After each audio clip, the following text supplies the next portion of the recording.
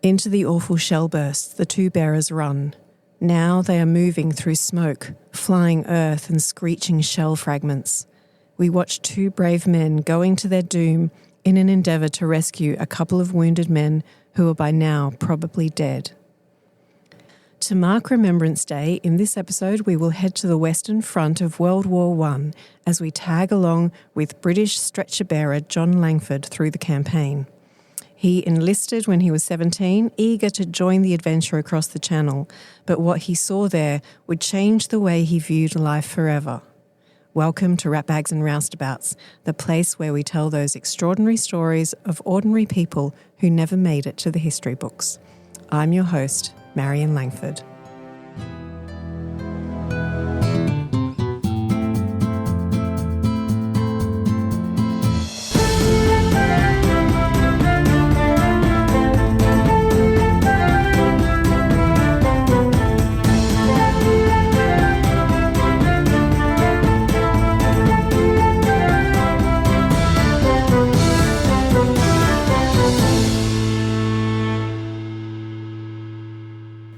Yes, for those who spotted it, you are correct in thinking the subject of today's episode is yet another of my ancestors. But this one is quite special because he was my grandpop. Honestly, one of the most endearing, sweetest men you could ever have met. And while obviously I love to talk about my grandfather, I really wanted to look at World War I through his eyes. Because I think that when it comes to war, it's really easy for stories to focus on those big battles, the men in charge in the basement with the huge map, moving around fleets and platoons like it's one big game. Whereas today's story is just about an ordinary young guy who signed up when his country put out the call, who was never anything more than a private, who saw out the entire war just thanking his lucky stars that he survived more or less intact. It's also a story about the medical corps and the work that stretcher bearers in particular did, because it's a role that isn't talked about all that often. But these guys were sent into pretty grim, dangerous places, and they didn't even have a gun. So let's head back to 1914 as war has just broken out in Europe. The Archduke Franz Ferdinand and his wife have been assassinated in Sarajevo. Europe has divided into two camps, a series of political manoeuvrings have taken place, and war has been declared. It's the end of July and everyone is saying the war will be over by Christmas. And while Britain doesn't have conscription yet, that didn't happen until 1916, the call has gone out for men to enlist. Now, at this point, the rule was that you had to be 18 to enlist and 19 to serve overseas. But while it might be quite incredible to imagine this now, a massive 250,000 underage recruits in Britain joined up. And one of them was John Langford, the 17-year-old son of a ferry pilot from Gloucestershire. Now, in John's case, he enlisted without his parents' knowledge, and they weren't too pleased about their eldest son joining up to fight, I can tell you. But how did so many people join the war when they were so young? Well, there were a few factors here. For one thing, not everyone had a birth certificate. And I guess even if they did have one, it would have been easy enough for them to just say that they didn't have one and be believed. Then the recruiters, now they were paid for each person they enlisted. They got 2 shillings 6pence for each one. In today's money, that's about £7 British or 14 Aussie dollars. So the more they recruited, the more they got paid. So it was in their interest to kind of look the other way if someone was a bit too young. After all, it'll be over by Christmas. We wouldn't want the poor lads to miss out on the opportunity for an adventure. Then the community as well was often complicit in this. Teachers, parents, even members of parliament would all help to back up a young boy's story over their age so that they could enlist. So in September 1914, 4 months shy of his 18th birthday, John joined up. What's interesting is that had they wanted to, John's parents could have ratted him out and had his enlistment rejected. They clearly didn't do this, but at the same time, they weren't too happy. As it was, though, While John was certainly at the front line and while he was scrambling around trenches and risking his life in no man's land, he was, in fact, in a slightly safer position than others because when it came to assigning divisions and roles, John was put into the RAMC, the Royal Army Medical Corps, as a stretcher bearer. At the time, he complained that all the good jobs were taken, but later in life he was proud of the fact that he went to war without a gun, that he was one of the few who was sent there not to take lives, but to save them. Now, I said that this was a slightly safer position than others, but that doesn't mean it wasn't without risk. Being a stretcher bearer was not only physically demanding, at times it was actually incredibly dangerous. John was in the 3rd South Midland Field Ambulance, part of the 48th South Midland Division. After spending a few months training in the English countryside, the division was sent to France in March 1915. There's a picture of a very young-looking John in his RAMC uniform, and on the back of the frame, written in his neat cursive handwriting, is a list of all the places he served. I'll read these out, and some of them will be familiar to you. He began helping troops holding the line at Armentières and Pleugstedt, which the British lads called Plug Street in Flanders, Belgium, then went on to Auvillers-la-Boisselle at Pozières, then was at the Battle of the Somme in 1916, the Second Battle of Ypres in 1917. He was also attached to the Aussies at Bullecourt, where 10,000 diggers were either wounded or lost their lives, then the Third Battle of Ypres at Passchendaele. Then, in November 1917, his division was sent to Italy, where they were involved in the Battle of Caporetto and the Second Battle of the Piave River at the Asiago Plateau. He didn't talk a lot about the war, but later in life he did say that going to Italy probably saved his life because he thought being in France, eventually his luck would have run out. Now, the focus of the RAMC was not just to save lives. In war, especially in war 100 years ago, people was your biggest resource. An army of 10,000 is going to beat an army of 1,000 because it comes down to simple maths. So the RAMC's job was to save lives with the aim of sending the men back to fight. Over the course of the war, it's estimated the RAMC saved 1.6 million in manpower on the Western Front alone. And it had a pretty organised system. This was a war fought from trenches on the front line, so there was a chain of evacuation to get any injured soldiers away as quickly as possible.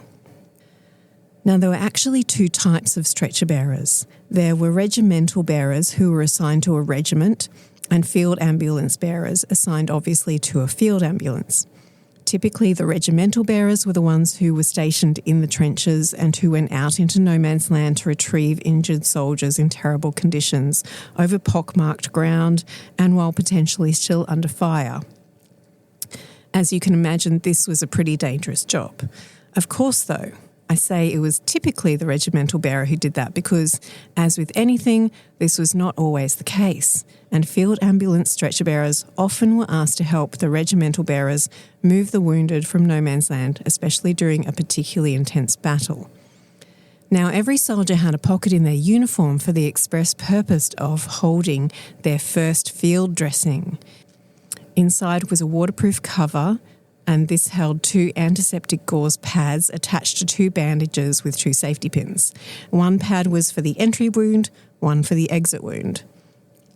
Usually the regimental stretcher bearers would apply these to the wound. I mean, that's assuming there's just one wound that is small enough to be covered by this.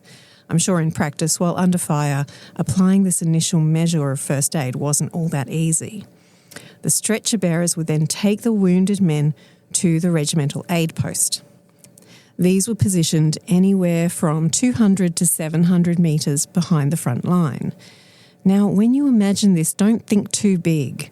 Imagine a bit of a wall that's left of a bombed-out building that someone has stuck a Red Cross sign to, or a particularly big shell hole. You'd have to step over rocks and rubble. There might be a box to sit on and a couple of men lying on stretchers on the ground.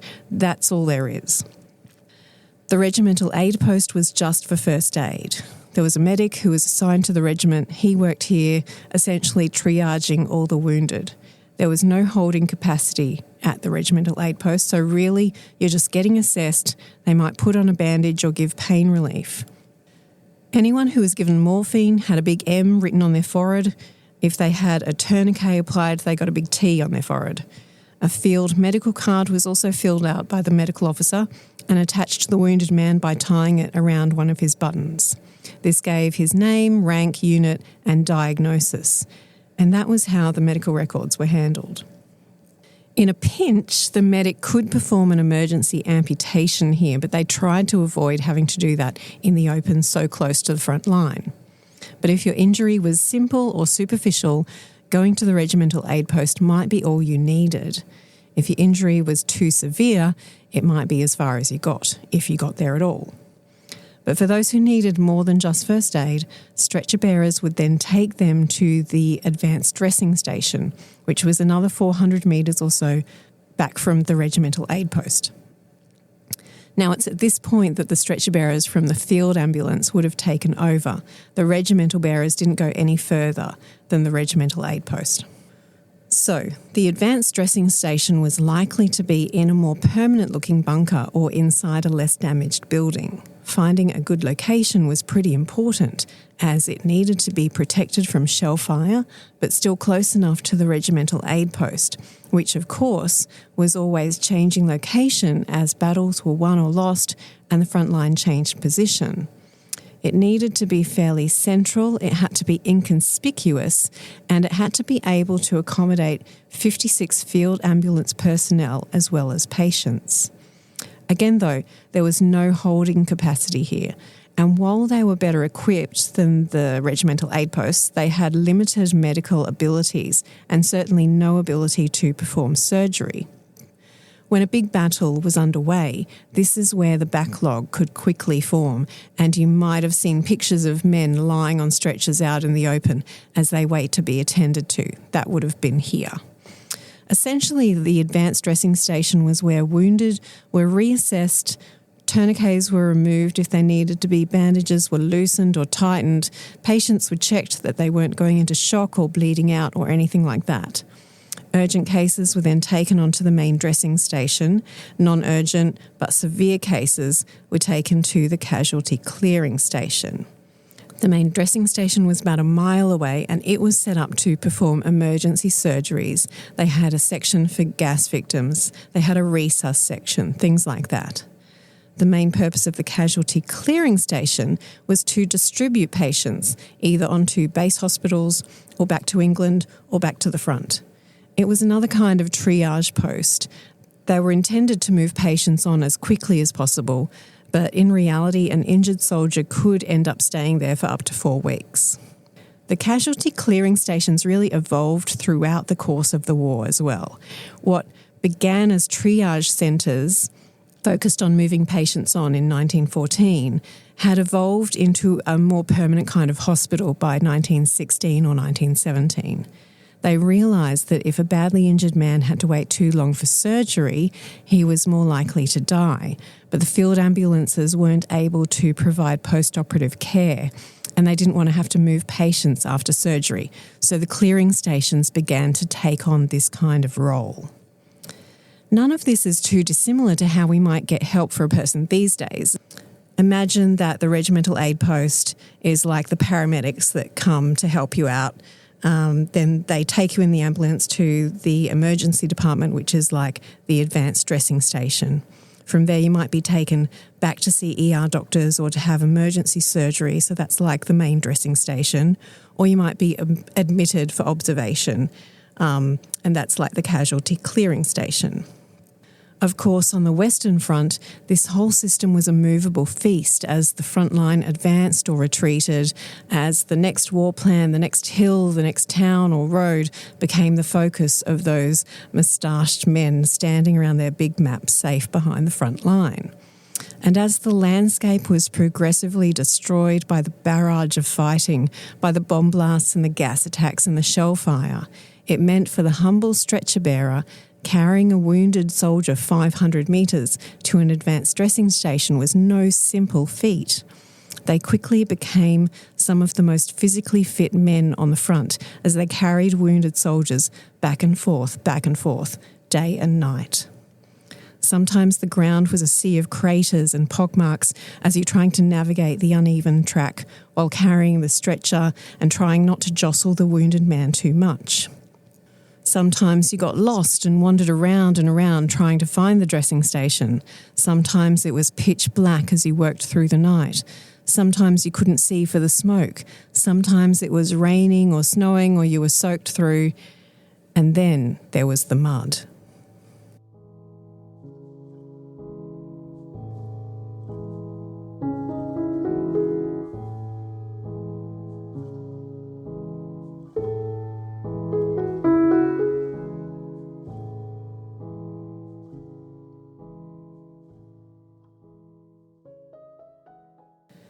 As I said, John didn't talk a huge amount later in life about the war, but one thing he did talk about was the mud. He spoke like it was a physical entity, like it was another enemy to battle every day. If the war taught him one thing, it was how to sleep standing in mud up to your thigh. He also said the most important thing he did was to pin his wet socks to the outside of his kit bag to avoid trench foot. He reckoned that alone went some way to keeping him healthy. The mud of the Western Front is mainly synonymous with Passchendaele, also known as the Third Battle of Ypres, fought in 1917. But before that, in 1916, the 48th Division had a busy year. On the 1st of July 1916, the Battle of the Somme began. Known as the Big Push, on the first day alone there were 57,470 British casualties. Of those, 19,240 were killed. Essentially, the two sides were at a kind of a deadlock, and so Sir Douglas Haig and Sir Henry Rawlinson came up with the plan for a decisive offensive at the River Somme. For a week before, there was heavy bombardment of the German line. Just to put it into numbers, it's estimated during that week 1.7 million shells were fired at the Germans. Unfortunately, though, this didn't actually damage the German defences as much as the Allies had hoped, so when the battle began, it wasn't as easy as they imagined it would be. The battle lasted for 5 months. A total of 3 million soldiers took part on both sides, and of those, around 1 million were either wounded or killed. It earned Douglas Haig the nickname of the Butcher of the Somme, and it kept the stretcher bearers very busy. In the book Somme Mud, written by Australian infantryman Edward Lynch, he described the heat of battle and the calls for help. Stretcher bearers wanted on the left is passed along. Then stretcher bearers wanted on the right comes the call from the other end. Then a tremendous shout comes high above the noise. Where the blazes have those bearers got to? Seek where the wounded lie thickest, and you won't seek in vain, old man. Just now, most of our bearers are out in the open behind us, regardless of death and danger to themselves, picking up the men who fell during the advance. The Battle of the Somme incorporated a few different battles, and for all the Aussies out there, the ones that will be most familiar to you are, of course, Fromelles and Pozières. Many of the Australian troops taking part in these battles had come from Gallipoli, and many of them had miraculously survived Gallipoli just to be killed at the Somme. From Lynch's book again, he described watching the bravery of two stretcher bearers as they tried to save some soldiers who'd just been blown up by exploding German shell fire. I think it gives a good idea, or perhaps a more accurate idea, of the reality of the job. Two bearers run for the wood, carrying a stretcher. Without a pause, they charge straight into the jumping, flaring hell that but a few minutes ago was a peaceful little green wood. Fair into the awful shell burst the two bearers run. Now they are moving through smoke, flying earth and screeching shell fragments. We watch two brave men going to their doom in an endeavour to rescue a couple of wounded men who are by now probably dead. A shell is right onto the bearers. The great explosion seems to leap from under their feet. He's got 'em, and the two bearers are thrown yards by the shell burst. They're goners. No, they're on their feet, finding their stretcher. On into the wood they go, straight on into the terrific shell fire. It's impossible for men to live in there. The bearers disappear deep into the shell-tossed wood, and we give them up. Here they come. Like two drunken men, they stagger out of the smoke, reeling from side to side, but between them, carrying their stretcher, a wounded man on it. In 1917, John had been in France for 2 years, and at this point he was attached to the Australians as they fought the battles for Bullecourt. It was yet another disaster. The Aussies were to attack at Bullecourt in order to support offensives by the British to the north and the French to the south. They launched the attack on April 11, which was a disaster. Then the bloke in charge, General Hubert Gough, decided to launch another attack across the exact same ground on May 3rd. They failed to take the village, and the 2 weeks of German counteroffensive that followed was some of the bloodiest trench battles of the war. No real strategic advantage was gained at Bullecourt, and 10,000 AIF troops were either killed, wounded, or missing. When talking about Bullecourt, John described being given the task of stacking the dead. He said the piles were so high he couldn't reach the top. And things didn't let up. He was then sent to the Third Battle of Ypres, Passchendaele. It rained and rained and rained some more. The trenches became rivers of mud. The battlefield was an ocean of mud. Around 300,000 Allied soldiers were killed or wounded. Stretcher bearers had to work around the clock. John described trenches full of water, mud, and rats. He said to shore up the sides, they used the thing that was most readily available, bodies. Their dead comrades lined the walls of the trenches, but the trench was full of mud, so you couldn't lay down to sleep. So, John said, you'd sleep standing up, and you'd stick your arms in between the bodies because some of them were still warm, and you'd sleep with your face against their body.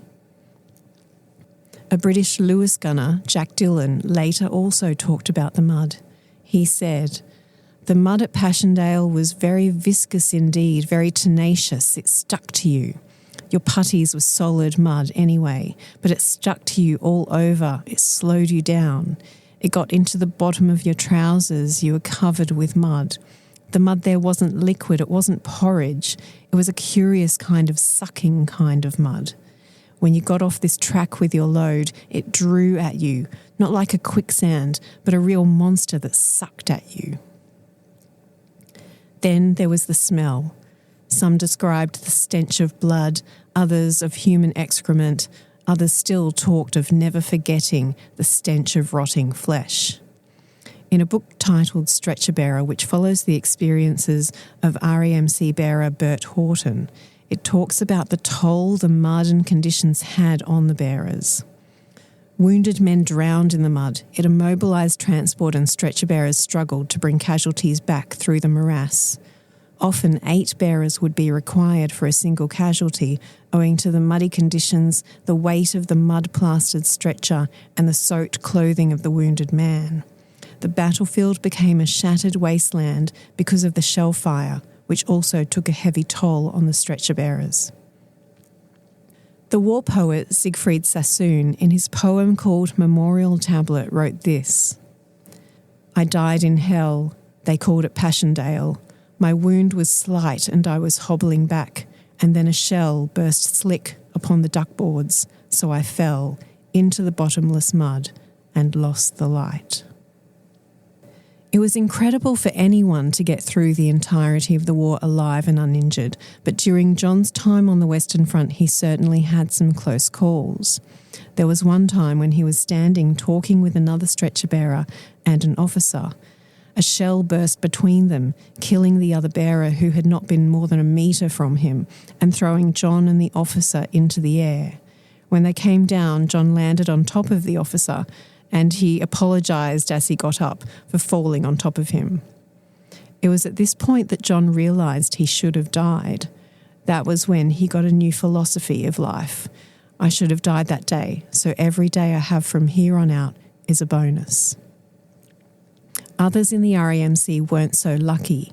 When war began, there were 9,000 members of the RAMC, but by the end of the war, that had grown to 113,000. Of those, 6,873 died. From the mud of Passchendaele, the 48th Division was sent to the mountains of Italy. Finally, the soldiers experienced that adventure that they had been promised back when they enlisted. Riding on trucks, their legs dangling off the back as they pootled along at a leisurely pace, they drove along the coastline of the French Riviera, from Marseille through Cannes, Nice and Monaco. The azure sea, the sunshine, the smell of orange groves. It must have seemed like another world after the battlefields of France and Belgium.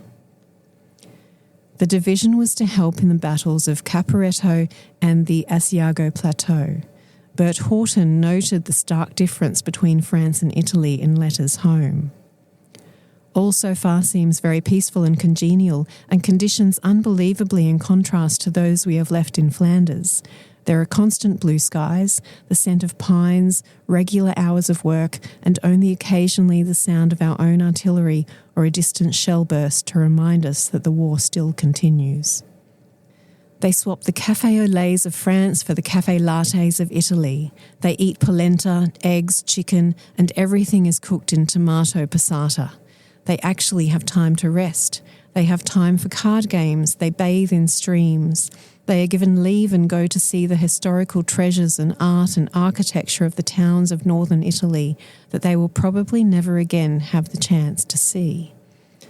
The war is winding down now, and in September 1918, 2 months before the armistice was signed, John's field ambulance returned to France.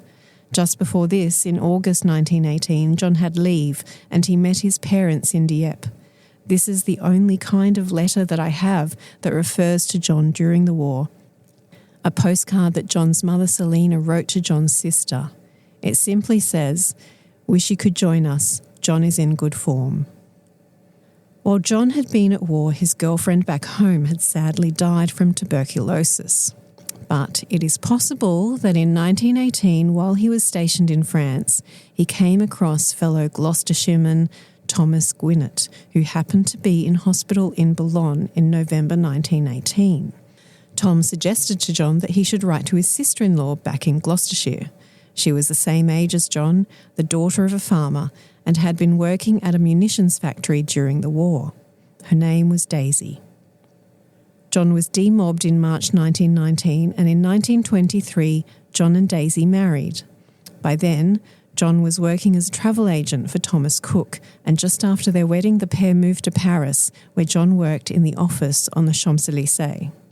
At that time, one of the main tours they offered were actually battlefield tours. A lot of grieving families wanted to see where their loved ones had died. So it's possible that John went back there, back to Flanders and the Somme, back to Passchendaele, as he showed the fields where he had fought to save so many lives to the loved ones of those who hadn't made it. John worked for Thomas Cook for the rest of his career. He and Daisy had 2 children, a daughter Margaret and a son John, my father. During World War II, they were living in Portsmouth, and the children were evacuated up to Gloucestershire, with John and Daisy joining them once he managed to get a transfer. By this time, he was too old to serve overseas, but he led his Home Guard outfit, a kind of Captain Mannering from Dad's army, I suppose. After the war, he moved to the London office, where he was working when he retired. By then, his son John had gone to Australia with the Big Brother movement, so John and Daisy set off on another adventure, moving to Tasmania for their retirement. He marched in Anzac Day parades, and then he rode in jeeps in Anzac Day parades when he was too old to march. Back when that shell burst and he thought he should have died, and every day from then on was a bonus, well, he probably didn't imagine just how many bonus days he would have. John lived until he was 96, dying in February 1993, 2 years after Daisy died at age 94. The motto of the RAMC is In Arduis Fidelis, which means faithful in adversity. But there's a poem written by an RAMC corporal, W.H. Atkins, which sums up its work. We carry no rifle, bayonet nor bomb, but follow behind in rear. of the steel-fringed line that surges along with a ringing British cheer. Through the tangled wire of the blown-in trench, spite of shrapnel or bursting shell, we make for the spots khaki-clad helpless blots that mark where our front rank fell. We are the men who carry them back, the wounded, the dying and dead. It's halt, dressing here. Come, buck up, old dear. You're all right for Blighty, so be of good cheer. Turn him gently, now bandage his head. The stretcher bearers doing their bit, of VCs not many they score, yet are earned every day in a quiet sort of way by the Royal Army Medical Corps. So this Remembrance Day, let's spare a moment to remember the thousands of people who went to war without a gun, who carried stretchers, not rifles, and bandages, not bayonets. The ones who went above and beyond to save as many of their fallen friends as they possibly could. The ones who dealt with rats and mud, shell fire and death. And the ones who always remembered to pin their socks to the outside of their pack to dry, lest we forget. Well, folks, that's the story of John Langford. He was just an ordinary stretcher bearer in World War I, and there's only one record left from his war service because all the others were burned during World War II. That's why I think it's so important to tell these stories so that they exist out there in the world, so that these incredible things that people have done can be remembered. And John is just one story from one family. There are thousands and millions of similar stories out there of the war service of our ancestors. If you'd like to share any of your own family stories from the war, you can head to the website, ratbagsandroustabouts.com, and fill out the contact form. And while you're there, you can look at the show notes from today's episode. I'll also be adding a nice little extra story with the notes for today's episode, talking a little bit more about those battlefield tours, or really what we should call the battlefield pilgrimages that were so popular in the wake of the war. And don't forget as well to follow the show on your preferred podcast provider. And you can also follow Ratbags and Roustabouts on Instagram, where I let you know about upcoming episodes and post the odd pic of me looking cool in the recording studio. But that's it for today. I'll be back as usual in a fortnight's time when you can join me again for more tales about those common as muck ratbags and roustabouts from our past who still have incredible tales to tell.